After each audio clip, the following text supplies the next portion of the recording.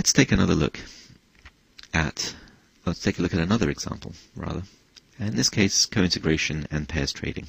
So I want to identify a pair of stocks, in this case, that I believe to be co-integrated. Co-integration implies, as I've written on the slide, long-run co-movement between the stocks. In order to identify it, I will use the method of Engel and Granger. There are other methods around, like the Johansson method, but the Engel and Granger method is simple to implement and intuitively easy to understand.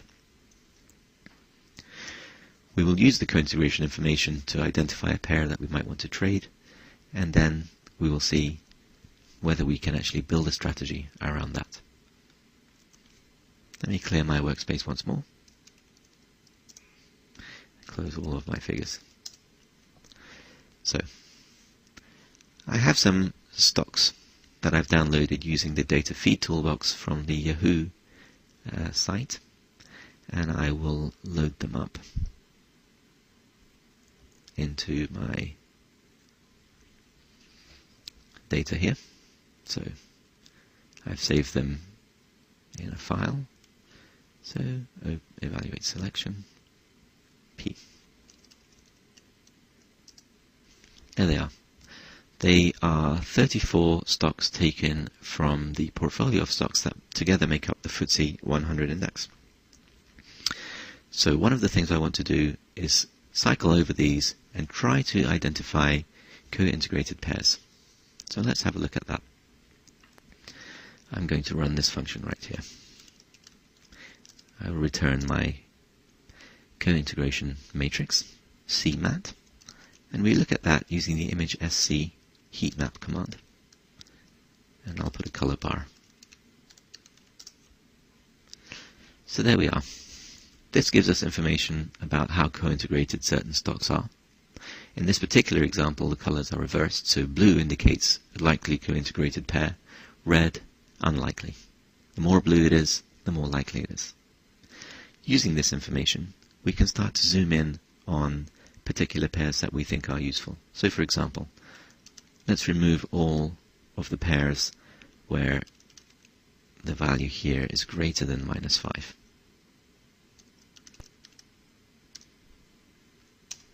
And let's take another look at the image. Okay, so these are the most co-integrated pairs that we have left. From this, I'm going to just pick one at random, but in principle you might want to try and trade all of them as a portfolio. For the purposes of this example, we will just look at one. I'm going to pick pair 9 with pair 23. If we want to see what they are, we can have a look at the stocks. And 9 against 23 gives me sometimes surprising results, I must say. So Carnival against Reed Elsevier. Let's have a look at them.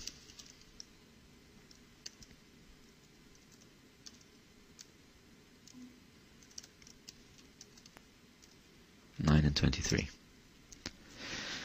One thing we notice straight away is that they're on quite different scales. They're both trending, so perhaps there's some information there that we can use. I will try and put them on a better scale by looking at the logarithms of the data rather than the raw data itself. So log of 9 and log of 23. You can see much more clearly that there is definitely some correlation between these. There is some mismatch in the first 100 or 2 points, but then after that they move together quite nicely. What we don't know at this stage is if that movement is enough to be able to generate a successful pairs trade or not. So we can have a look and see. I will run a script here. I'll close some of these. Close this, and that. My co-integration script. Let's see how we go.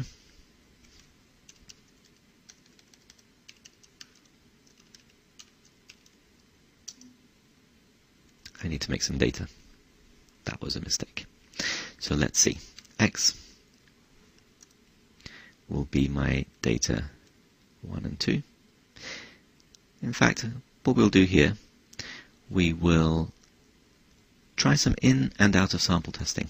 So I will make some data which is only the first 800 points, and I'll call that test data.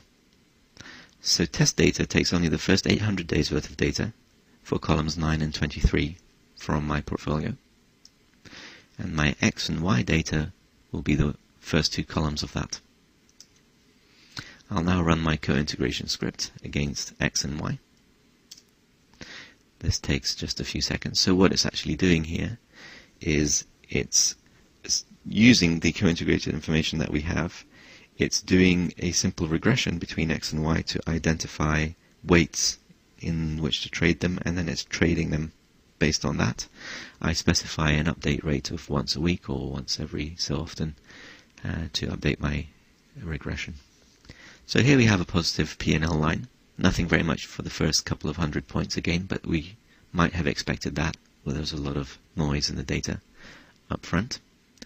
We do have something else to check though, because we have built an in-sample model. So let's see how the model performs on our out-of-sample data. I will get my best Sharps ratio.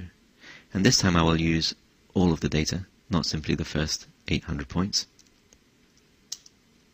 Let's have a look and see how that does.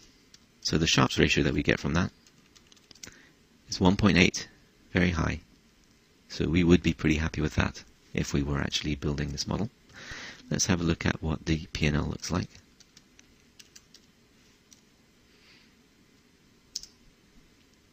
So we tested the model, or built the model, on the first 800 data points, which is up to 2000. Everything post 800 is truly out of sample, and we see the model continues to perform well for over a year out of sample, earning money as it goes.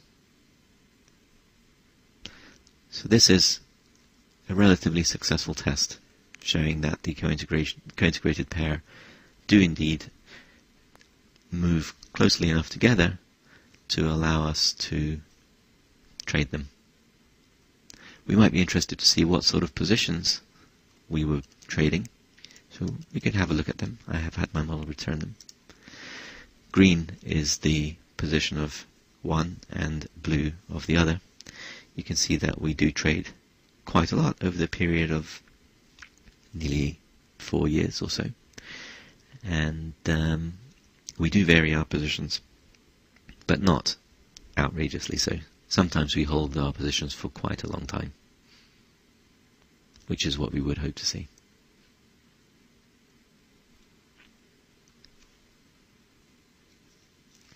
If we decided to trade all of the co-integrated pairs that we have, then we would run into other problems of bookkeeping that we would need to worry about. This is something that we won't think about too much for this example.